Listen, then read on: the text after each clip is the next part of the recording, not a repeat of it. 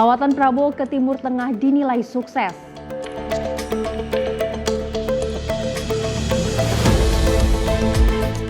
Kans pertemuan lanjutan Prabowo Mega.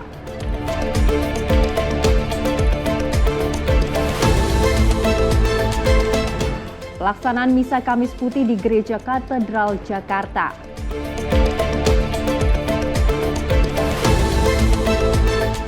Dua pendulang emas ditemukan selamat dari kekejaman KKB.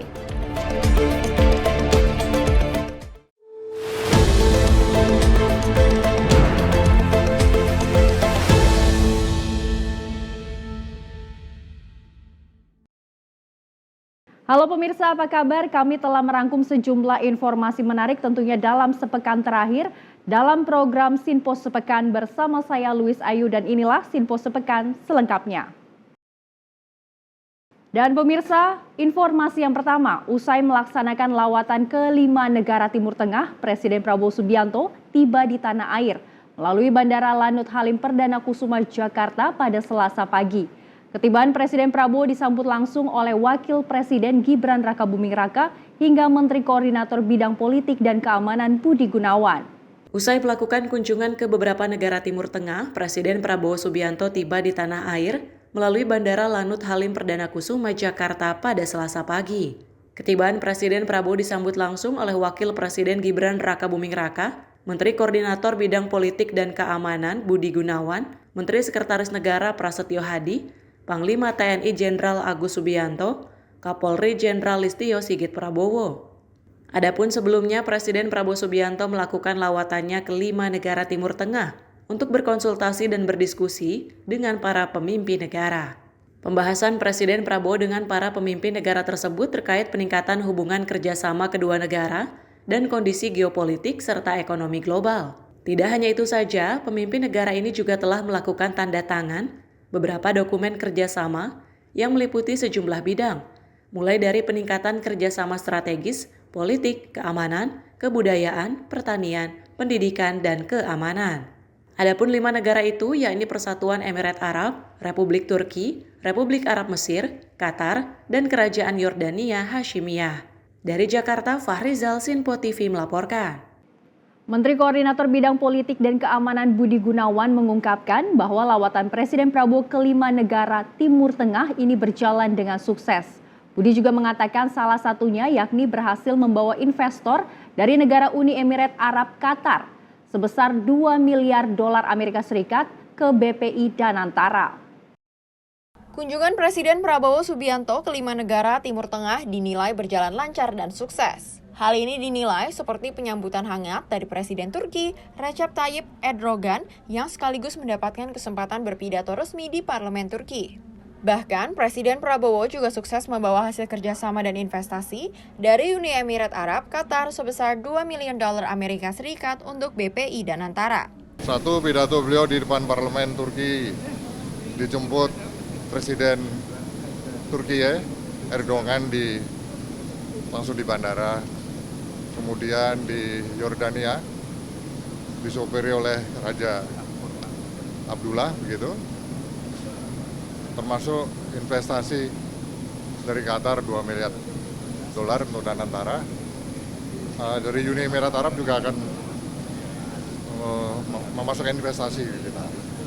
Terakhir kerjasama dengan Mesir itu sangat membangkitkan semangat belajar mahasiswa kita di Mesir, jumlahnya sangat banyak ribuan. Kira-kira itu ya. Kunjungan luar negeri Presiden Prabowo kali ini merupakan upaya untuk memperkuat posisi Indonesia dalam kemitraan strategis serta membuka peluang kerjasama lintas kawasan yang lebih luas dan berkelanjutan. Dari Jakarta, Fahrizal, Sinpo TV melaporkan. Pemerintah Indonesia dan Rusia melakukan penandatanganan nota kesepahaman untuk memperkuat hubungan kerjasama di sektor perdagangan, ekonomi, dan investasi. Ketua Umum Kamar Daging dan Industri Indonesia atau Kadin Andi Dia Bakri berharap kerjasama antara Indonesia dan Rusia itu mampu untuk meningkatkan nilai investasi. Usai melakukan penandatanganan nota kesepahaman dengan Rusia, Ketua Umum Kadin Anindya Bakri berharap nilai investasi Rusia ke tanah air dapat mengalami peningkatan. Menurutnya, upaya peningkatan investasi Rusia ke Indonesia menjadi sangat penting untuk difokuskan oleh pemerintah, mengingat tahun ini sering terjadi dinamisme dalam perekonomian dunia. Upaya untuk meningkatkan investasi Rusia ke tanah air juga dinilai menjadi kesempatan bagi pemerintah Indonesia, terutama dalam hal mempererat hubungan kerjasama yang baik antar kedua negara. Dari sini tadi kita bicara mengenai perdagangan. Salah satu yang ingin kita tingkatkan ialah bagaimana dari perdagangan menjadi investasi. Kita ketahui bahwa investasi di Indonesia itu beberapa tahun terakhir meningkat. Sekarang ini tahun yang penuh ujian dengan berbagai macam dinamisme di perekonomian dunia.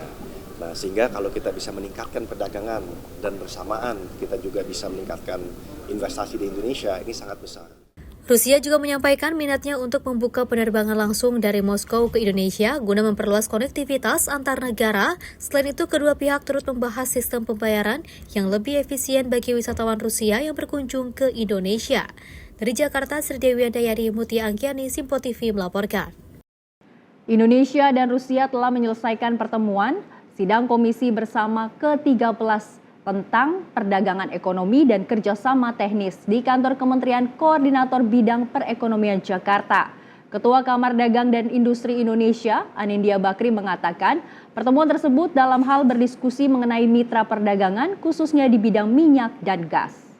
Ketua Kadin Indonesia Anindya Bakri mengatakan dalam pertemuan Indonesia-Rusia pada Selasa sore di kantor Kemenko Perekonomian, kedua negara tersebut juga berupaya untuk memfokuskan kerjasama perdagangan di bidang minyak dan gas. Menurut Anin, dengan status Indonesia yang saat ini sudah menjadi bagian dari BRICS, maka ia pun menilai mudah bagi Indonesia untuk membuka pasar dagang baru dengan negara lain. Tadi dibicarakan beberapa proyek migas, minyak dan gas.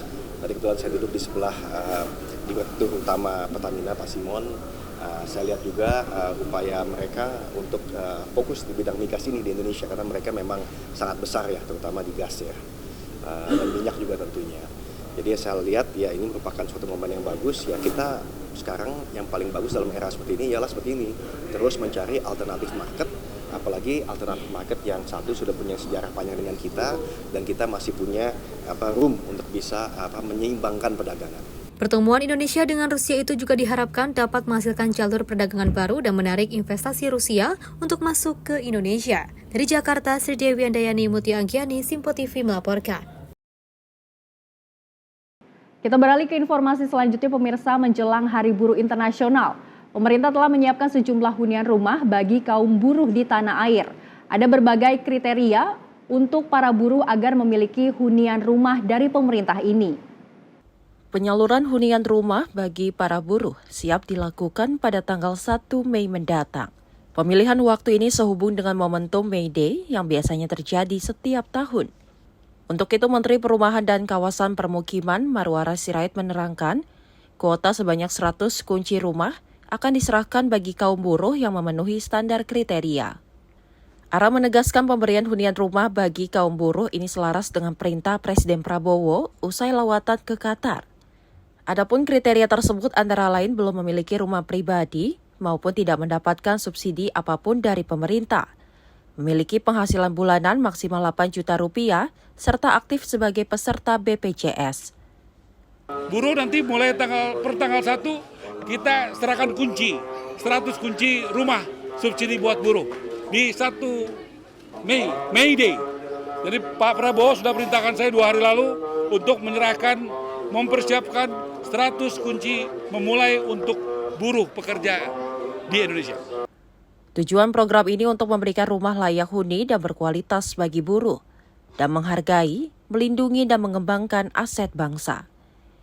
Dari Jakarta, Max, juru kamera Azizul Hakim, tim liputan Simpo TV. Pemirsa, Ketua MPR Ahmad Muzani mengungkapkan bahwa Presiden Prabowo Subianto prihatin terkait hakim yang terjerat kasus suap. Menurutnya persoalan hukum menjadi salah satu titik rawan yang perlu dilakukan pembenahan agar kasus-kasus yang menciderai lembaga peradilan di tanah air tidak terulang kembali. Presiden Prabowo Subianto mengaku prihatin atas kasus suap minyak sawit mentah yang menimpa beberapa hakim. Ketua MPR Ahmad Muzani mengatakan persoalan hukum menjadi salah satu titik rawan yang perlu dilakukan pembenahan agar kasus-kasus yang mencederai lembaga peradilan di tanah air tidak terulang kembali. Muzani mengatakan Presiden Prabowo akan melakukan penataan terhadap pembangunan hukum nasional dalam rangka menciptakan para aparat penegak hukum yang berintegrasi dan berdedikasi. Nantinya Presiden Prabowo akan mendengarkan masukan dari berbagai pihak yang memiliki pandangan yang sama agar Indonesia menjadi negara hukum yang kuat. Ya itu yang sejak awal menjadi keprihatinan Presiden Prabowo bahwa penegakan hukum kita itu selalu menjadi masalah di kemudian hari dan selalu menjadi celah. Ada celah bagi problem-problem berikutnya. Karena itu beliau ingin melakukan penataan terhadap pembangunan hukum sehingga para penegak hukum itu juga orang-orang yang memiliki integritas, orang-orang yang memiliki dedikasi terhadap bangsa dan negara. Beliau ingin melakukan pembangunan ini secara menyeluruh, karena itu beliau juga terus ingin mendapatkan masukan dari berbagai macam pihak yang memiliki pandangan dan keinginan yang sama bagaimana Indonesia ini menjadi negara hukum yang kuat. Dari Jakarta, Fahrijal Ahmad Amin, Sinpo TV melaporkan. Pemirsa, usai jeda kami masih memiliki informasi lainnya, salah satunya terkait halal bihalal Koordinator Wartawan Parlemen. Selengkapnya usai jeda, tetap di Sinpo Sepekan.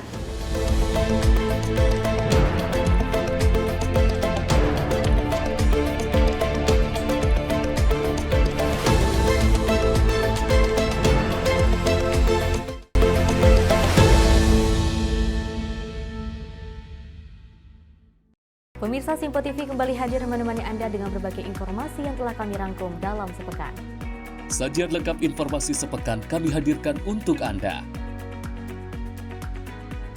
Badan Legislasi DPR menemui masa unjuk rasa di depan gedung DPR RI Senayan, Jakarta. Menemani akhir pekan Anda bersama keluarga dengan rangkuman berita menyeluruh dalam Sinpo Sepekan setiap minggu pukul 6 pagi hanya di Sinpo TV. Kami hadir dengan rangkaian informasi dari berbagai penjuru dunia. Topik dan isu yang tengah menjadi sorotan mancanegara dikemas dengan lengkap untuk Anda.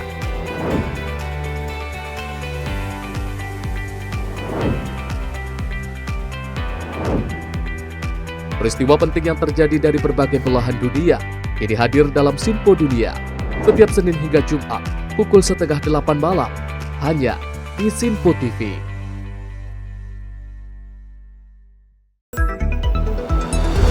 Jadilah yang pertama mengetahui perkembangan terkini seputar informasi dari lembaga parlemen. Punya data nasional, tidak ada satupun backup berarti kan? Tiba-tiba ada putusan yang nggak masuk akal dan seperti ini gitu. Kita biarkan rekomendasi kepada KPK, periksa! Kami hadirkan informasi paling akurat untuk mengawal setiap informasi dalam rapat komisi dan paripurna. Tentunya bersama saya Andi Rezaldi yang telah kami rangkum dalam program Sinpo Parlemen. Saya Arif Rifan. Saksikan Sinpo Parlemen setiap Sabtu pukul 6 pagi hanya di Sinpo TV. Halo pemirsa, kami kembali hadir dengan sejumlah informasi yang kami himpun dari berbagai penjuru dunia. Rangkaian informasi yang membuat akhir pekan Anda begitu bermakna. Sebuah kelompok di Afrika Selatan memberikan layanan pertunjukan film dengan tenaga surya. Berita yang menjadi sorotan media dari dalam dan luar negeri kami hadirkan untuk menemani pekan Anda dalam Sinpo Dunia Sepekan, Sabtu dan Minggu pukul 9 pagi, hanya di Sinpo TV.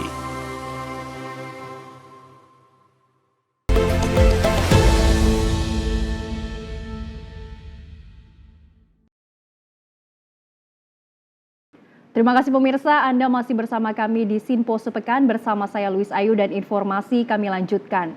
Pemirsa, Koordinatoriat Wartawan Parlemen atau KWP menggelar acara halal bihalal di Kompleks Parlemen Senayan, Jakarta. Acara ini digelar dalam rangka untuk memperkuat tali silaturahmi antar sesama wartawan parlemen.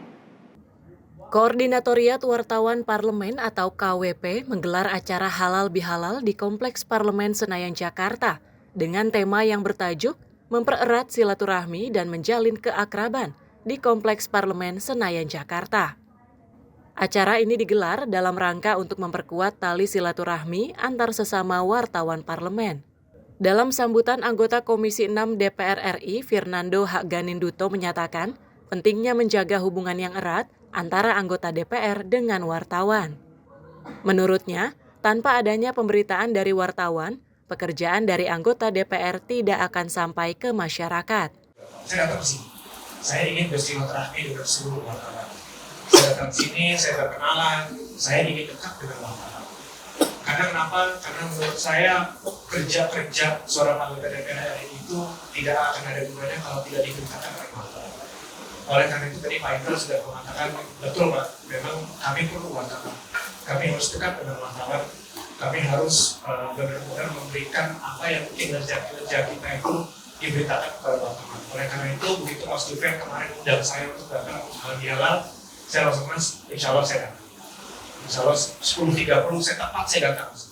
Di sisi lain, Ketua KWP Aryawan menyebut bahwa halal bihalal menjadi momentum para wartawan untuk saling memaafkan baik dari ucapan ataupun tindakan yang disengaja maupun tidak disengaja. Tentu ini kegiatan kita sudah yang kedua kali dan harapannya tentu setiap kegiatan baik dapat dilakukan terus-menerus, bahkan terus diperbaiki agar jauh lebih baik. Dan ini menjadi bagian daripada kita yang mungkin dalam 1 tahun melakukan kegiatan, melakukan liputan, melakukan aktivitas, ada yang mungkin punya kesalahan tapi malu untuk berjabat tangan, kira-kira begitu. Nah, ini waktu yang tepat, momen itu ada kira-kira. Jadi kalau mungkin waktu itu ada salah, hilaf, langsung ego masih ada, mau jabat tangan agak malu. Nah, di momen ini kita sama-sama saling maaf-maafkan, saling menurunkan ego demi kesatuan dan persatuan yang ada di Koordinatoriat Wartawan Parlemen. Halal bihalal kali ini diharapkan dapat menjadi kegiatan positif yang bisa terus dilanjutkan ke depannya.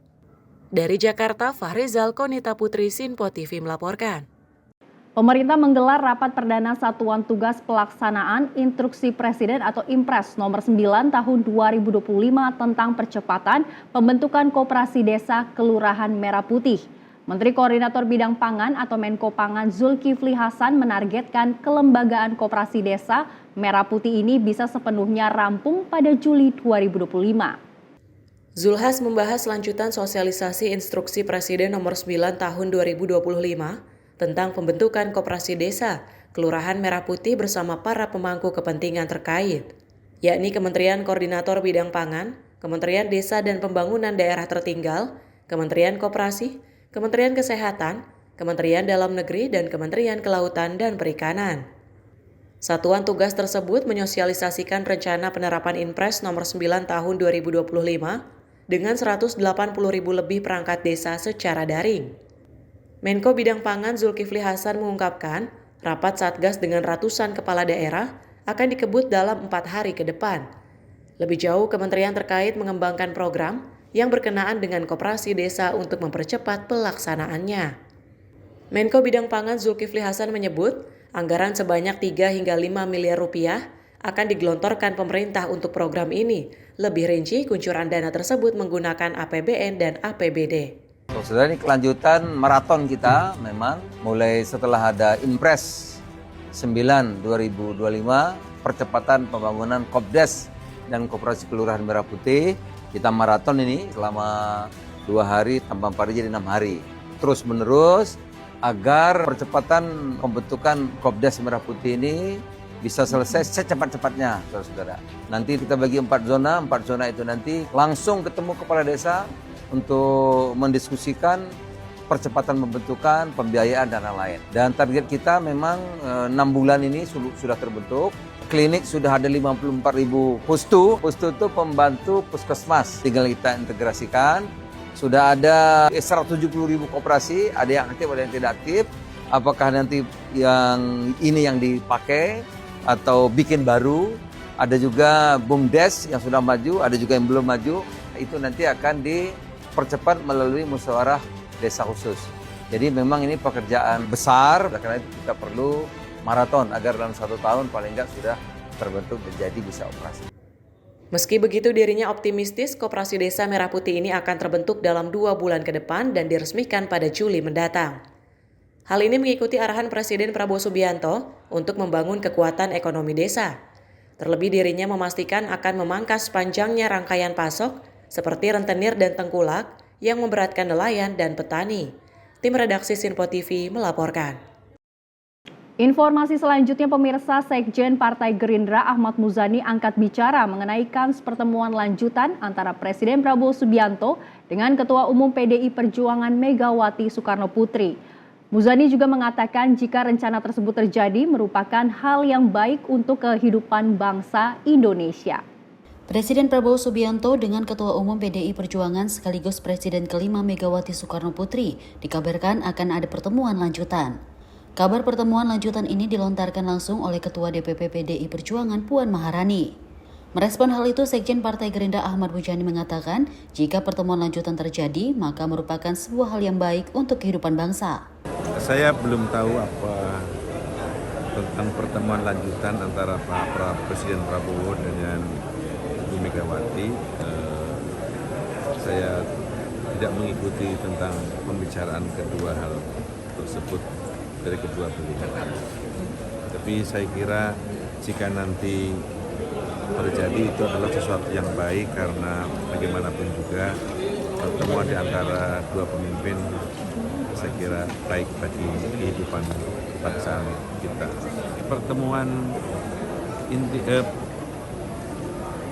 pendek kata bahwa pertemuan di antara kedua pemimpin saya kira baik karena Presiden Prabowo perlu pandangan dari berbagai macam tokoh untuk memberikan literasi bagi kepemimpinan beliau, apalagi Ibu Mega pernah menjadi Presiden Republik Indonesia yang kelima sehingga pengalaman beliau tentu saja perlu untuk didengarkan bagaimana mengelola bangsa dan negara yang besar ini. Ahmad Muzani menegaskan pertemuan antara Prabowo dan Mega bisa melahirkan solusi dari permasalahan yang terjadi di dalam negeri. Dari Jakarta, Fahrijal Ahmad Amin, Sinpo TV melaporkan. Pemirsa, Kementerian Hak Asasi Manusia atau HAM akan segera memanggil pihak Taman Safari Indonesia untuk berbicara perihal dugaan eksploitasi dan pelanggaran HAM yang dilaporkan oleh sejumlah mantan pekerja sirkus. Wakil Menteri HAM Mugianto mengatakan pemanggilan akan dilakukan dalam waktu dekat. Mugianto mengacu pada aduan yang disampaikan sejumlah mantan pekerja sirkus tentang dugaan eksploitasi dan pelanggaran HAM oleh pemilik dan atau pengelola OCI serta Taman Safari Indonesia. Kemungkinan banyak sekali tindak pidana yang terjadi di sana, banyak kekerasannya, ada aspek-aspek yang penting juga yang mungkin orang tidak pikirkan, itu soal identitas mereka. Mereka tidak tahu asal-usulnya, tidak tahu orang tuanya, seberapa dari mereka. Ini ya, memastikan supaya apa yang terjadi kepada mereka di Oriental Sirkus Indonesia itu tidak terjadi lagi. Setelah kami mendapatkan laporan dari para korban, kami juga akan mengupayakan untuk juga mendapatkan informasi dari pihak yang dilaporkan sebagai pelaku tindakan yang tadi disampaikan. Karena salah satu upayanya kan memang mencegah supaya yang praktek yang sekarang yang terjadi itu tidak terjadi lagi, dan itu harus cepat. Jadi ya mudah-mudahan dalam minggu-minggu ke depan kita sudah bisa lakukan itu. 8 orang korban yang hadir di kantor Kementerian HAM, sebagian besar perempuan parubaya, menceritakan kronologi mereka dipekerjakan secara masih anak-anak sebagai pemain sirkus di OCI. Mereka mengaku mengalami berbagai bentuk penyiksaan seperti dipukul, disetrum, dipaksa bekerja dalam kondisi sakit, dipisahkan dari anaknya setelah melahirkan, hingga dipaksa makan kotoran hewan. Tindakan kekerasan perbudakan dan eksploitasi anak yang mereka ceritakan diduga terjadi sejak tahun 1970-an oleh para pemilik OCI dan Taman Safari Indonesia. Mugianto tidak menyebut secara spesifik kapan kementeriannya berencana memanggil Taman Safari Indonesia. Ia hanya berkata pemanggilan itu akan dilakukan secepatnya untuk mencegah tindakan-tindakan semacamnya terulang. Tim redaksi Sinpo TV melaporkan. Indikasi kasus TPPO terhadap pekerja migran Indonesia asal Bekasi telah berkembang ke tahap pelaporan ke Polda Metro Jaya. Laporan tersebut ditulis oleh ibu korban sendiri, di mana pelaporan tersebut turut dikawal oleh pengacara dari ibu korban hingga tim reaksi cepat atau P2MI. di mana kasus ini nantinya akan dikawal hingga selesai. Pekerja migran asal Indonesia dari kota Bekasi berinisial SD teridentifikasi menjadi korban kasus TPPO di Kamboja. Menteri P2MI menyebutkan akan mengawal kasus yang teridentifikasi menjadi tindak pidana perdagangan orang, agar nantinya hasil proses hukum bisa menjadi pelajaran dan pesan bagi semua pemain atau mafia untuk berhati-hati. Sebelumnya korban inisial SD berangkat ke Kamboja secara ilegal dan tidak terdaftar di data visa bekerja. Diduga SD tertarik dari ajakan teridentifikasi pelaku S dan A untuk bekerja di Kamboja. Bahwa sesuai janji saya beberapa waktu lalu kepada teman-teman media dan publik, kasus Soleh Darmawan akan kita dorong untuk masuk ke ranah hukum. Karena ini kami pelajari ada indikasi dugaan TPPO-nya.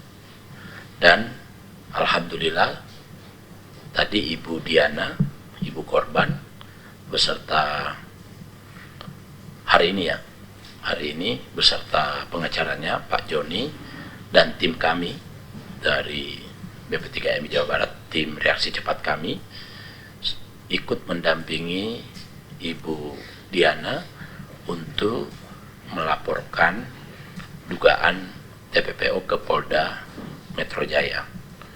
Dan untuk itu selanjutnya kami akan mengawal ini, mudah-mudahan dapat ditindaklanjuti secara serius supaya juga hasil proses hukum nanti yang ada ini bisa menjadi pembelajaran dan pesan buat bagi semua pemain, bagi semua mafia untuk berhati-hati. Kementerian P2MI berjanji akan memberikan pendampingan hukum dan litigasi kepada keluarga korban dan tidak lupa mengingatkan masyarakat untuk selalu berhati-hati pada iming-iming dari sosial media. Dari Jakarta, Zuli Andri, Rona Bayu, Simpo TV melaporkan. Pemirsa, Menteri Perlindungan Pekerja Migran Indonesia Abdul Qadir Karding mengajak masyarakat Indonesia yang ingin bekerja di luar negeri untuk memahami jalur yang ditempuh adalah prosedural resmi. Ia juga meminta jangan mudah tergoda oleh iming-iming atau bujuk rayu dari pihak yang tidak bertanggung jawab. Melalui sosial media Instagram @AbdulQadirKarding, Menteri Pelindungan Pekerja Migran Indonesia Abdul Qadir Karding menyampaikan sejumlah hal berupa ajakan kepada masyarakat Indonesia, khususnya para pemuda-pemudi yang ingin bekerja di luar negeri, untuk memperhatikan sejumlah hal. Sebelum berangkat, untuk memahami dan memastikan bahwa jalur yang ditempuh ialah prosedural dan resmi. Selanjutnya, untuk tidak mudah terbujuk rayu atau mudah tergoda oleh iming-iming di media sosial atau pihak tak bertanggung jawab. Banyak korban TPPO, khususnya di Myanmar dan juga Kamboja, itu mengalami TPPO itu karena mereka tergiur dari iklan-iklan yang ada atau janji-janji yang ada di media sosial.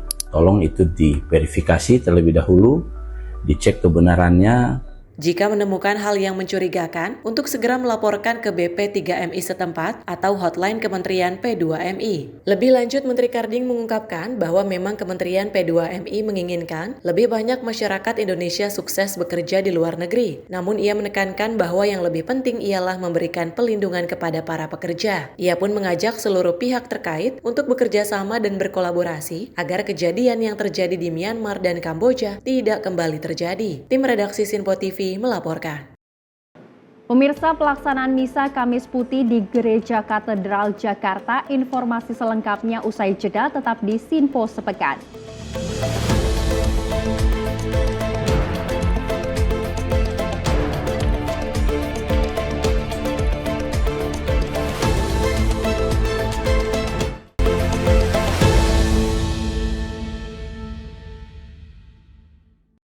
Halo, selamat pagi pemirsa Simpo TV. Selamat pagi Andi. Selamat pagi Fen. Beragam informasi terbaru hadir menemani Anda sebelum memulai hari. Itu memang dari Menteri Perhubungan juga mendukung, Betul. dari Menteri Keuangan juga mendukung, dan kita sebagai masyarakat pun juga harus mendukung. Mengangkat isu yang tengah menjadi pembicaraan paling hangat. Semarakan pagi Anda bersama Menyapa Pagi. Setiap Senin hingga Jumat pukul 6 pagi. Hanya di Sinpo TV.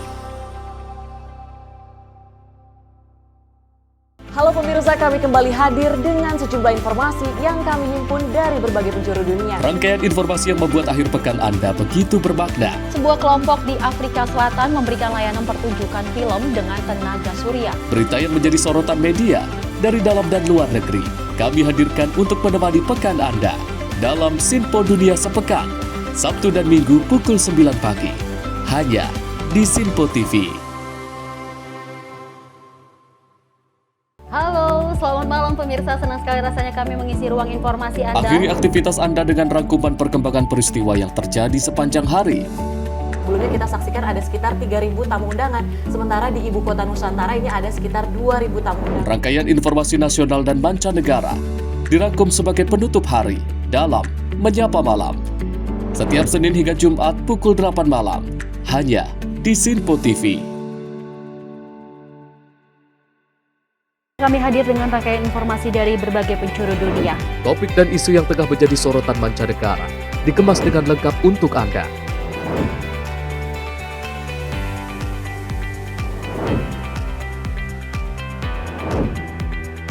Peristiwa penting yang terjadi dari berbagai belahan dunia ini hadir dalam Sinpo Dunia setiap Senin hingga Jumat pukul 7:30 malam, hanya di Sinpo TV.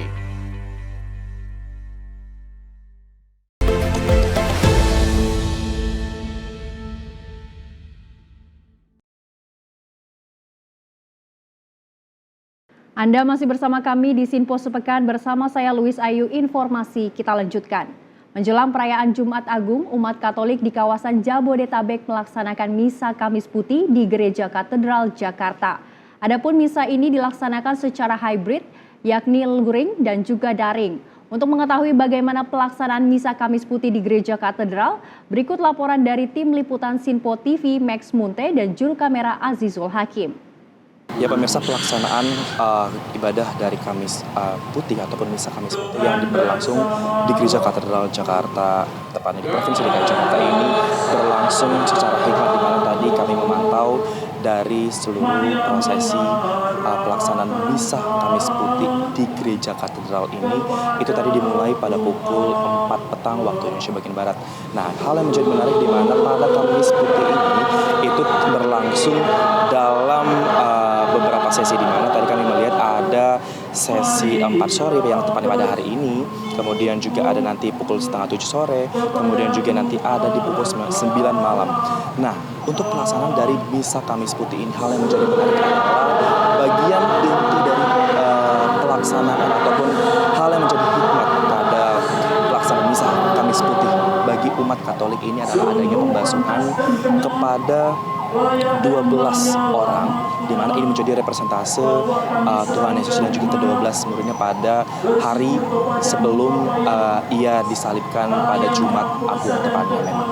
Dan juga untuk pelaksanaan ataupun yang mengisi ibadah ataupun prosesi dari Kamis Putih ini tadi kami memantau memang ada dari Romo Edi Mulyono dan juga dari Romo Makayus, di mana memang kedua Romo ini akan memimpin 4 sesi pada Misa Kamis Putih hari ini, pemirsa. Dan juga memang untuk terkait dengan pelaksanaan Misa Kamis Putih ini, maksud kami ini memang para umat Katolik yang hadir pada hari ini memang itu terkait dengan kantong-kantong parkir sesaat sebelum mereka memadati kawasan dari Gereja Katedral Jakarta sendiri. Ini memarkirkan sejumlah kendaraan yang mereka bawa, baik dari kendaraan roda 4 maupun kendaraan roda 2 itu tidak ada di dalam dari Gereja Katedral Jakarta, namun memang memarkirkan seperti di kawasan Masjid Istiqlal Jakarta, kemudian juga ada sejumlah wilayah seperti sekolah dari Santa Ursula dan juga sisi-sisi lain yang dapat dipenuhi ataupun diberikan lahan parkir bagi para umat Katolik yang akan menghadiri ataupun melaksanakan perayaan Misa Kamis Putih di Gereja Katedral Jakarta. Dan untuk terowongan dari silaturahmi ini memang dibuka khususnya bagi para umat Katolik yang hendak melaksanakan Misa Kamis Putih dari Istiqlal menuju Gereja Katedral Jakarta. Tidak hanya pada Kamis Putih, nanti juga pada Jumat Agung, kemudian juga nanti pada Sabtu Suci atau Virgila Paskah, dan juga nanti pada hari Paskah tepatnya pada hari Minggu nantinya. Nah, pemirsa, yang menarik adalah pada serangkaian Pekan Suci ini hari ini berlangsung berlangsungnya Misa Kamis Putih, dan besok ini akan berlangsung perayaan Jumat Agung yang tetap akan berlangsung.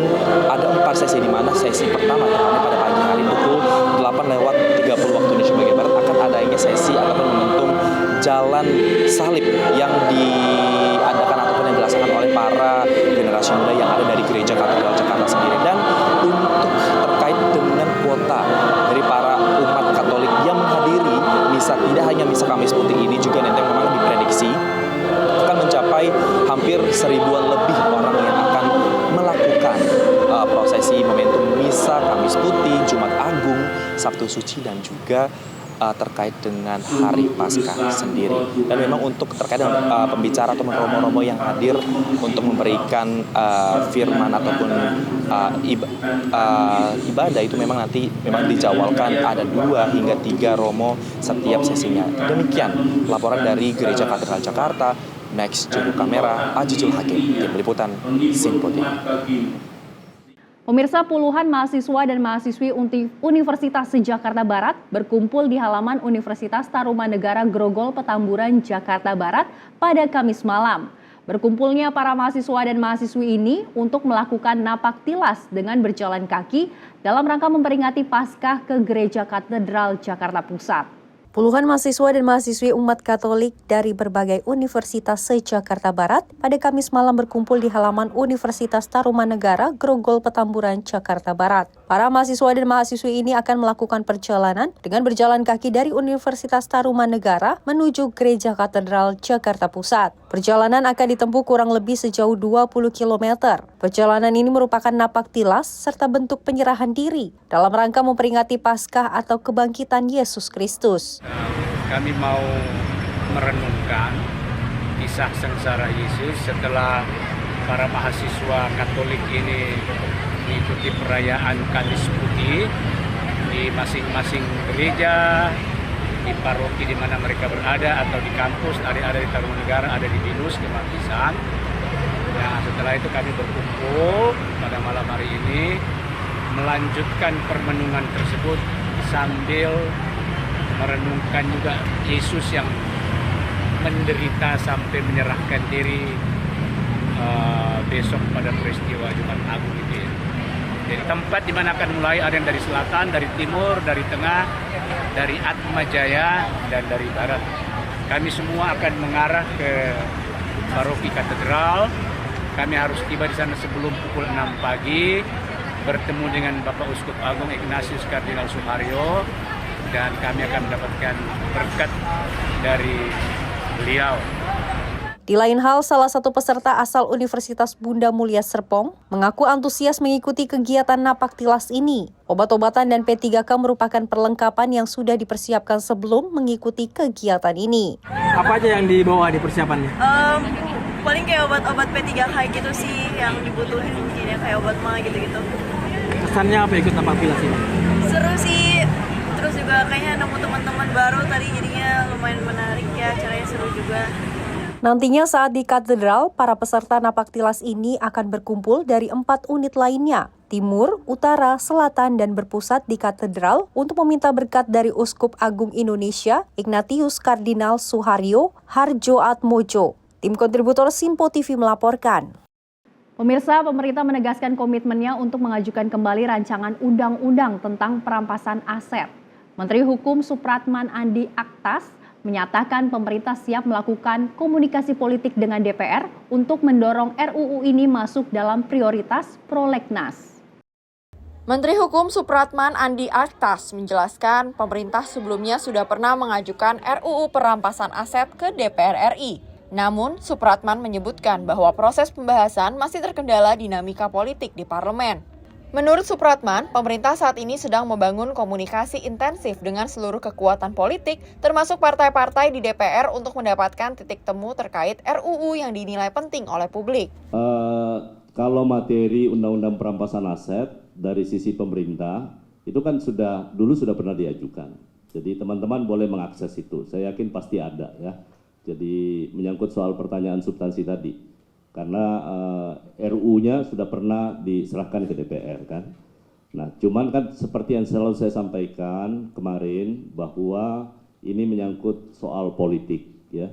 Ini perlu komunikasi yang sungguh-sungguh dengan seluruh kekuatan politik, dalam hal ini partai-partai politik, untuk dilakukan, terutama dari pihak pemerintah akan melakukan itu.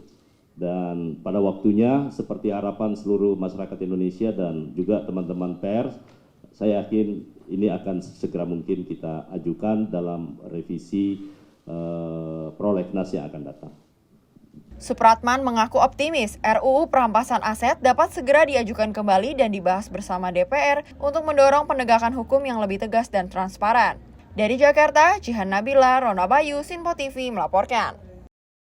Beralih ke informasi dari Gubernur Banten Andra Soni yang menerima laporan adanya dugaan pungutan liar di sejumlah samsat di wilayah Banten selama masa pemutihan tunggakan pajak kendaraan.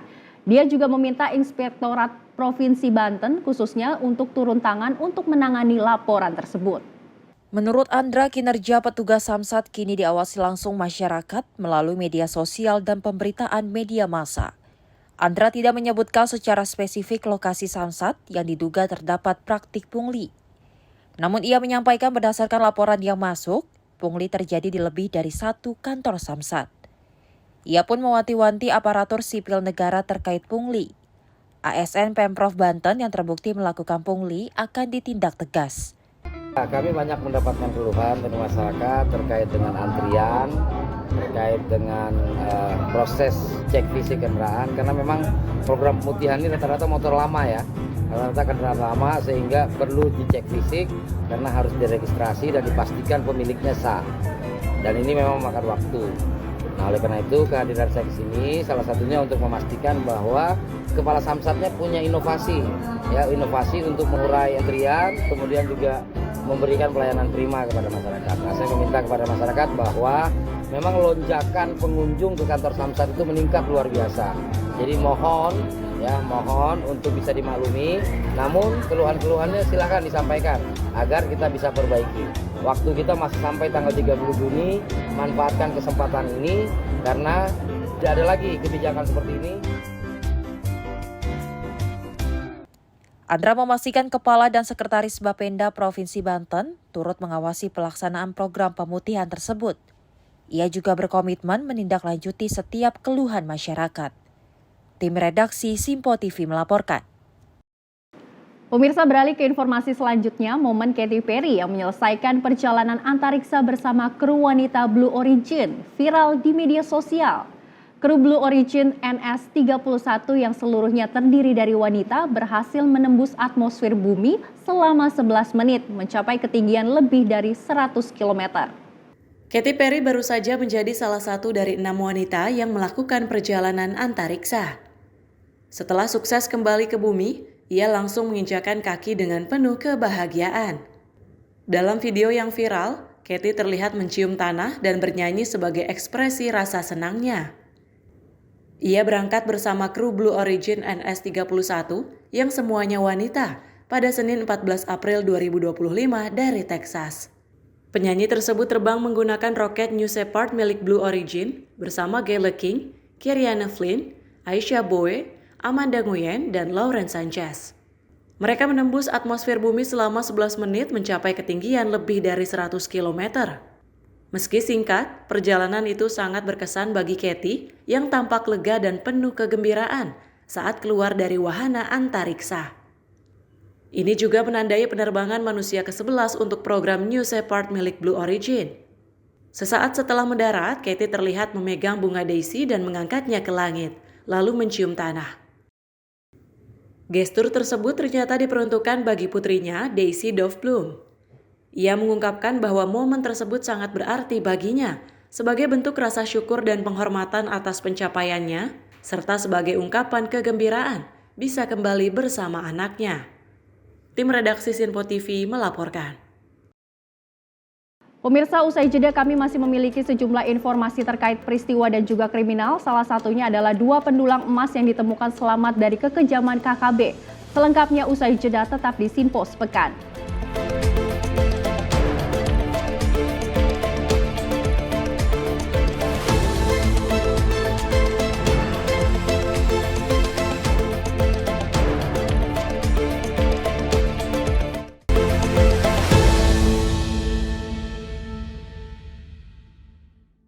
Pemirsa Simpo TV kembali hadir menemani Anda dengan berbagai informasi yang telah kami rangkum dalam sepekan.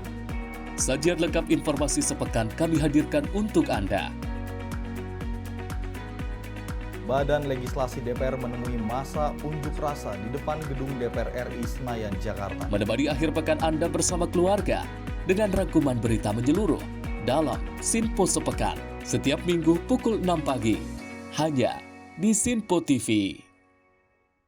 Kami hadir dengan rangkaian informasi dari berbagai penjuru dunia. Topik dan isu yang tengah menjadi sorotan mancanegara dikemas dengan lengkap untuk Anda.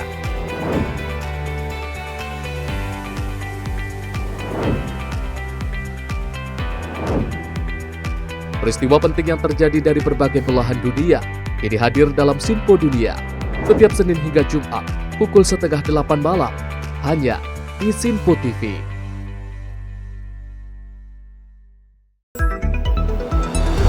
Jadilah yang pertama mengetahui perkembangan terkini seputar informasi dari lembaga parlemen. Punya data nasional, tidak ada satupun backup berarti kan? Tiba-tiba ada putusan yang nggak masuk akal dan seperti ini gitu.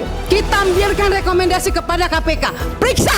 Kami hadirkan informasi paling akurat untuk mengawal setiap informasi dalam rapat komisi dan paripurna. Tentunya bersama saya Andi Rezaldi yang telah kami rangkum dalam program Sinpo Parlemen. Saya Arif Rifan. Saksikan Sinpo Parlemen setiap Sabtu pukul 6 pagi hanya di Sinpo TV. Halo pemirsa, kami kembali hadir dengan sejumlah informasi yang kami himpun dari berbagai penjuru dunia. Rangkaian informasi yang membuat akhir pekan Anda begitu bermakna. Sebuah kelompok di Afrika Selatan memberikan layanan pertunjukan film dengan tenaga surya. Berita yang menjadi sorotan media dari dalam dan luar negeri kami hadirkan untuk menemani pekan Anda dalam Sinpo Dunia Sepekan, Sabtu dan Minggu pukul 9 pagi, hanya di Sinpo TV.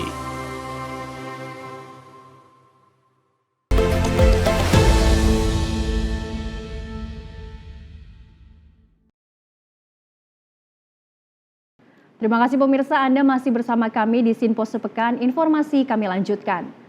Satgas Damai Kartens kembali menemukan 2 pendulang emas yang berhasil selamat dari kekejaman kelompok kriminal bersenjata di distrik Seradala, Kabupaten Yahukimo. Keduanya kini telah dievakuasi dari DKI atau ke DKI, di mana keduanya kini tengah mendapatkan perawatan medis serta pendampingan psikologis. Kedua korban yang berhasil selamat yaitu Johannes Adu dan Suwito. Keduanya ditemukan aparat di Tanjung Pamali, distrik Seradala. Mereka berhasil kabur dari sergapan KKB setelah melarikan diri ke arah hutan ketika mendengar rekan-rekannya telah dianiaya KKB. Aparat yang menemukan kedua korban selamat tersebut langsung mengevakuasi keduanya ke kota DKI dan langsung dianut oleh Bupati Yahukimo Didimus Yahuli. Tiba di DKI, keduanya kemudian mendapatkan perawatan medis dan pendampingan psikologis. Kedua korban mengaku jika tidak mengetahui rekan-rekan mereka yang lain, karena ketika mereka mendengar ada KKB langsung berusaha untuk menyelamatkan diri. Untuk kepala ya lah, api. Iya. Sempat kenal Ferry sama Charlie nggak? Yang dua dicariin, Ferry sama Charlie. Kalau Aidil nih kenal, yang ditemukan ini. Ferry sama Charlie. Kalau Charlie saya tidak kenal. Ferry? Kalau Ferry? Ferry? Beda ya? Beda bang. Itu kelompok Sangir. Itu kelompok Sangir beda. Ibu Bos kenal Ibu Bos? Ibu Gebi kenal. Ibu Gebi nggak kenal? Istrinya kepala dusun. Istri kepala dusun. Sepertinya itu Jeritina saja. Hah? Jeritina di kalian itu. Sementara, Kapolda Papua, Irjen Pol Patrick Renwarin mengatakan pihaknya saat ini fokus pada pencarian korban selamat, evakuasi, dan pengejaran pelaku. Menyelamatkan korban-korban yang pelaku-pelaku yang selamat. Yang kedua, evakuasi korban meninggal untuk ditindaklanjuti oleh keluarganya. Dan kemudian yang ketiga adalah upaya penegakan hukum. Yang rekan-rekan mau tanya terkait dengan penegakan hukum, sampai hari ini kami sedang melakukan penyelidikan secara intens melalui berbagai macam sumber yang bisa kami pakai untuk mengidentifikasi para pelaku. Memang ada pelaku yang, ada beberapa kelompok yang kemudian lewat beberapa platform media sosial mengatakan bahwa mereka bertanggung jawab ataupun mereka pelakunya. Tetapi bagi kami itu bukanlah merupakan suatu alat bukti. Karena pada dasarnya hasil olah TKP dan keterangan saksi serta alat bukti yang ditemukan di TKP itulah yang menjadi patokan kita untuk menetapkan siapa sebetulnya tersangka ataupun pelaku yang melakukan pada saat kejadian tersebut. Hingga saat ini, total 15 jenazah telah berhasil dievakuasi ke DKI dan 12 diantaranya telah diserahkan ke pihak keluarga untuk dimakamkan. Dari Jayapura, Papua, Rifandone, Sinpo TV melaporkan. Calon jemaah umroh asal Indonesia diduga terlantar hingga akhirnya gagal diberangkatkan menuju Tanah Suci Mekah saat tengah berada di Bandara Internasional Changi, Singapura pada Senin siang dan viral di media sosial. Para calon jemaah umroh asal Padang Lawas itu ditelantarkan oleh agen travel mereka.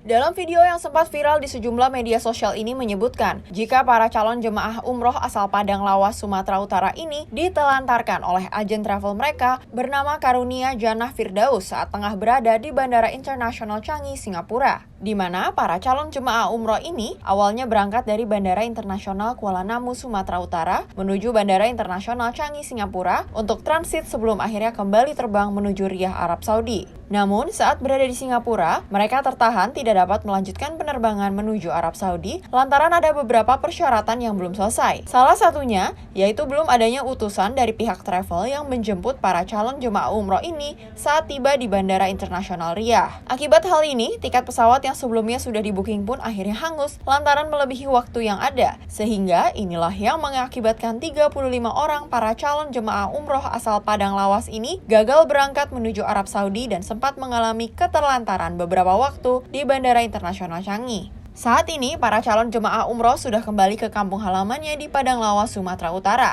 Dharma Andriawan, Direktur Travel Karunia Jannah Firdaus ini mengatakan jika pihaknya tidak ada melakukan penelantaran jemaah seperti yang ada di video viral tersebut. Hanya saja, ada beberapa kendala seperti tiket yang sudah di-booking menuju Riyadh angus, lantaran melebihi waktu karena pihaknya masih mempersiapkan tim penjemput di Bandara Riyadh. Memang pada saat itu kita kan booking tiket itu untuk rute Medan Singapura menuju Riyadh, kan gitu kan. Namun untuk yang di Riyadh, sebagai visa itu kita kan harus menunggu konfirmasi dari pihak muasasa untuk bisa menjemput jemaah itu di Riyadh, kan gitu. Jadi sembari kita menunggu informasi itu, jangan dulu diberangkatkan sebelum kita ada yang menjemput di Riyadh itu tadi, kan gitu. Sehingga ketika menunggu itu tiket bookingan ini kan ada time limit, kan gitu. Jadi memang pada saat itu time limit itu tercancel, sehingga kita ketika mencari alternatif pemberangkatan yang lain, sehingga jemaah itu menunggulah di bandara. Sementara itu, Kepala Bagian Pemberangkatan Umroh dan Haji Kantor Wilayah Kementerian Agama Sumatera Utara, Khairul Anwar mengatakan, jika pihaknya telah memeriksa travel yang bersangkutan dan terkait masalah ini, pihaknya untuk sementara waktu mencabut izin travel tersebut untuk bisa kembali memberangkatkan calon jemaah umroh ataupun haji sebelum masalah ini dapat diselesaikan. Jadi di sini telah kita mintai keterangan kepada pihak travel, PPIU, penyelenggara perjalanan ibadah umroh, KJF Karunia Jannah Firdaus, di mana kita dapati terjadi pelanggaran. Dalam hal ini pelanggaran Undang-Undang Nomor 8 Tahun 2019, di mana jemaah umroh gagal berangkat. Konsekuensinya jelas dari sanksi administratif telah kita bukukan atau diblokir akun Sisko Patuh dari travel tersebut. Akibat kejadian ini, pihak travel sendiri rencananya akan mengembalikan seluruh biaya yang sudah dikeluarkan para calon jemaah umroh sebesar 31 juta rupiah kepada setiap orangnya, di mana hal ini merupakan keputusan bersama yang diambil oleh pihak travel dan calon jemaah yang sebelumnya gagal untuk berangkat ibadah ke Tanah Suci. Dari Medan, Sumatera Utara, kontributor Sinpo TV melaporkan. Informasi lainnya, pemirsa, pasangan sejoli dan satu rekan mereka ditangkap anggota Subditresmo Polda Metro Jaya usai mencuri ponsel pedagang perabotan di Grogol, Petamburan. Ketiganya ini berpura-pura berbelanja sebelum mencuri dan kini telah diamankan untuk penyelidikan lebih lanjut. Anggota Unit 3 Subdit Resmob di Reskrimum Polda Metro Jaya menangkap pasangan sejoli usai mencuri ponsel milik pedagang perabotan di Jalan Tomang Utara 1, Grogol Petamburan, Jakarta Barat pada Minggu 13 April.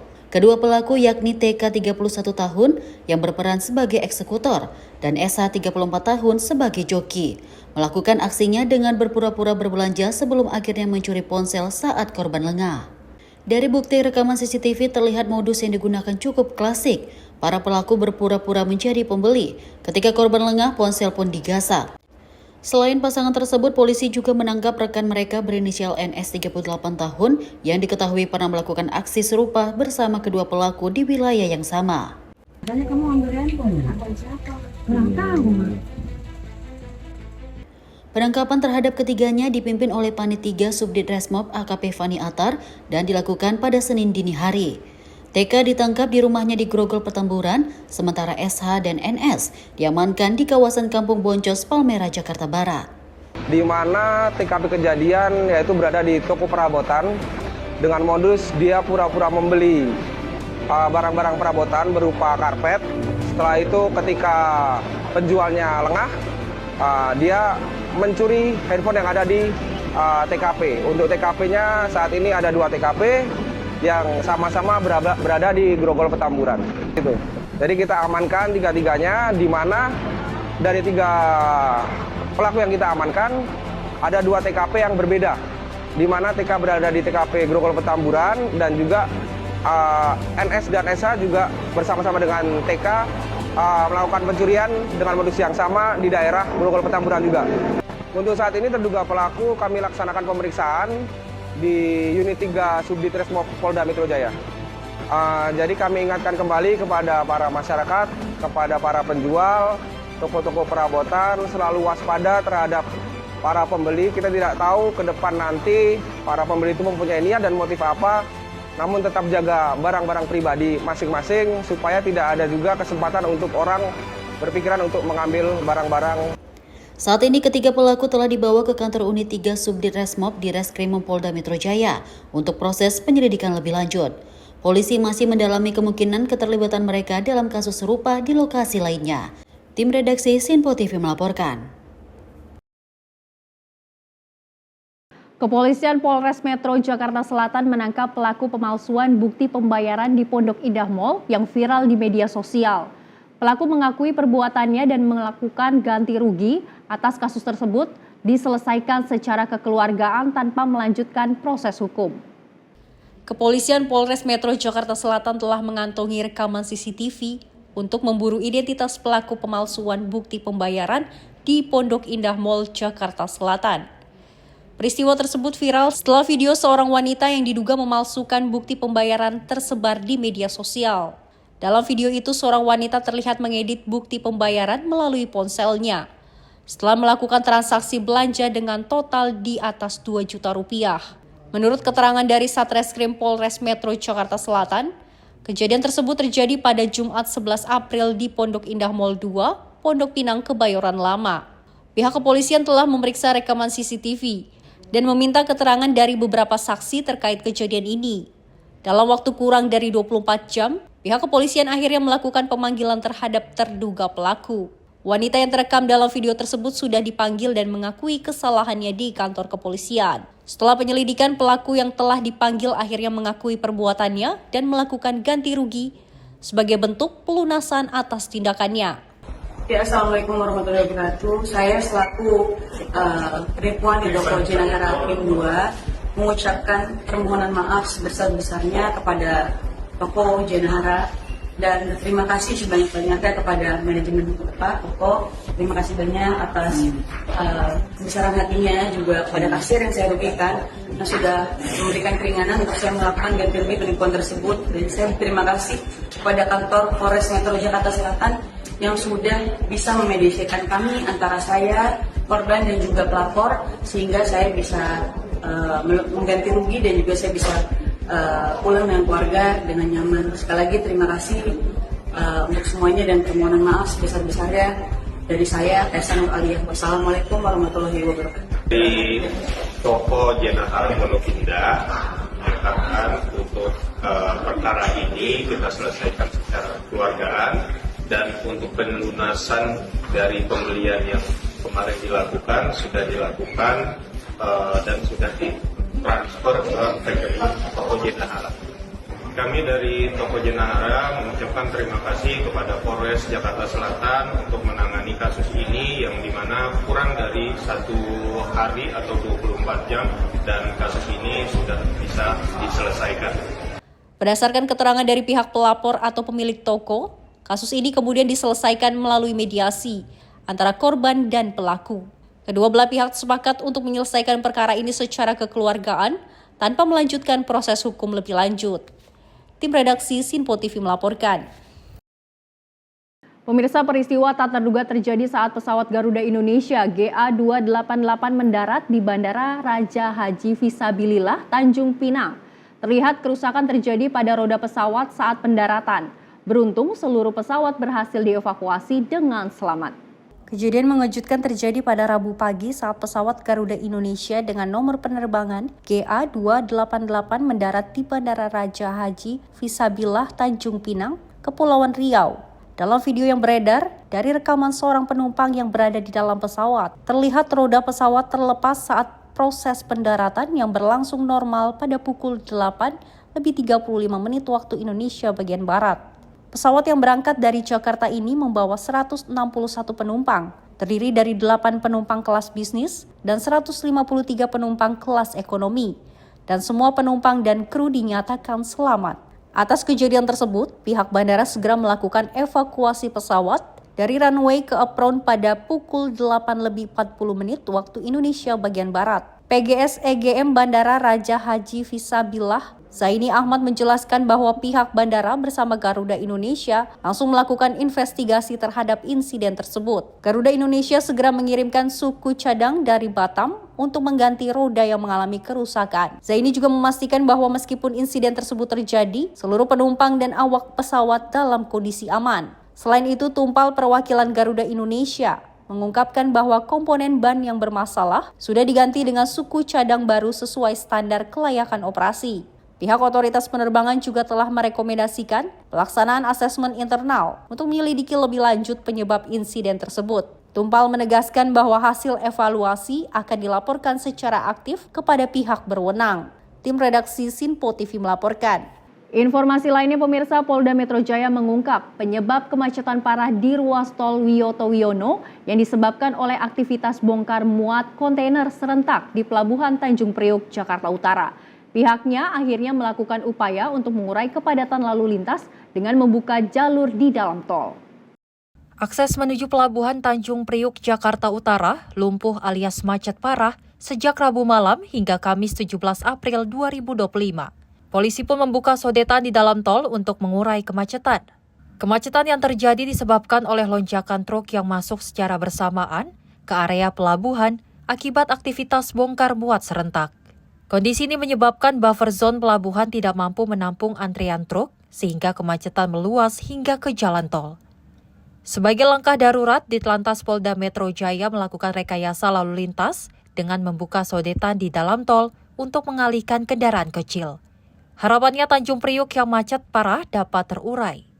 Sementara itu, pihak Pelindo Regional 2 Tanjung Priok mengonfirmasi bahwa kemacetan disebabkan oleh meningkatnya arus barang, terutama penerimaan dan pengiriman peti kemas yang terjadi serempak seusai masa pembatasan saat arus mudik Lebaran. Maka dari itu pihaknya meminta maaf atas dampak kemacetan ini dan memastikan pihaknya bersama kepolisian terus berkoordinasi agar operasional pelabuhan tetap berjalan lancar di tengah lonjakan volume logistik. Dari Jakarta, tim redaksi Sinpo TV melaporkan. Seorang remaja terjatuh di wahana 360 derajat pendulum di Jatim Park 1 viral di media sosial. Sabuk pengaman diduga terlepas menyebabkan korban alami patah tulang dan harus dirawat di rumah sakit.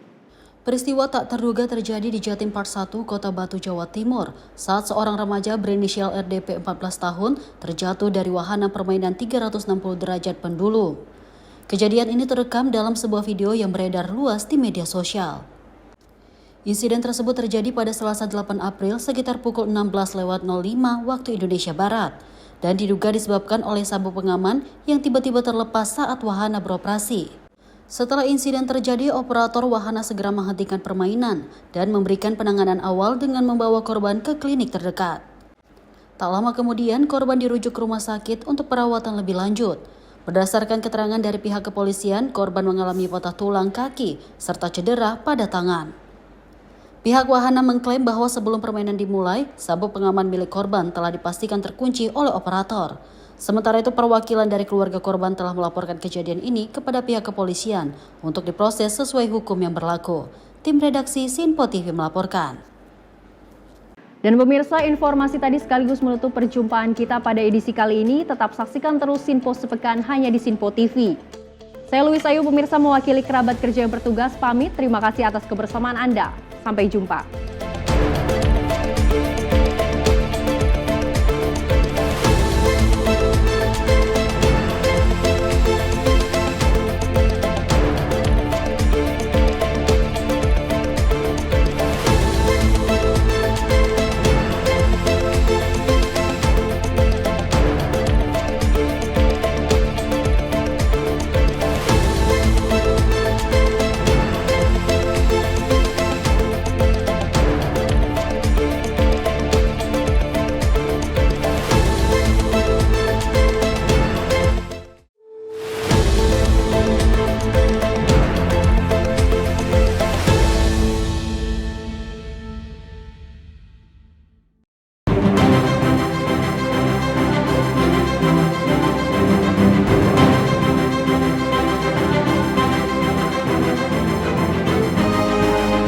Sinpo TV, News, Sport, Entertainment.